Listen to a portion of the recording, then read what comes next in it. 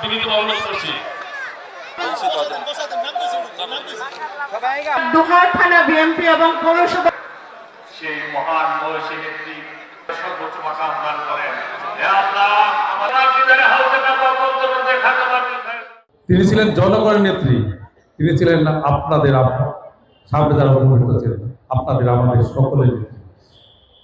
তার মৃত্যুর পর দেখা গেল যে কোটি জনতা তার জানাজায় অংশগ্রহণ করলেন। হিন্দু, মুসলমান, বৌদ্ধ, খ্রিস্টান সমস্ত জাতির লোকজন, সমস্ত ধর্মের লোকজন, সমস্ত দলের লোকজন,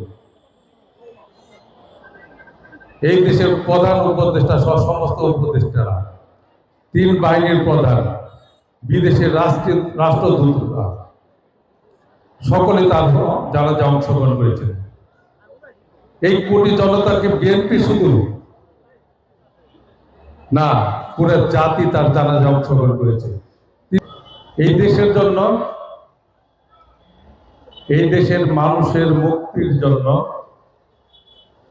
এই দেশের মানুষের ভোটের অধিকার ফিরিয়ে দেওয়ার জন্য, সাংবাদিক ভাইদের সংবাদপত্রের স্বাধীনতা দেওয়ার জন্য,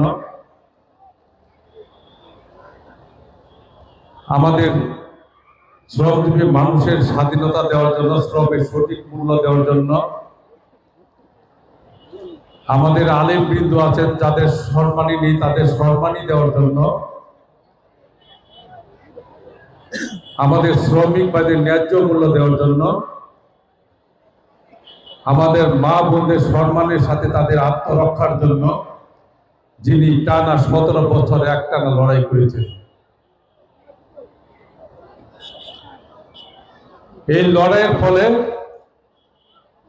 স্বামীকে তো আগে হারিয়েছেন, সন্তান হারিয়েছেন, আরেক সন্তান বিদেশে নির্বাসিত ছিল।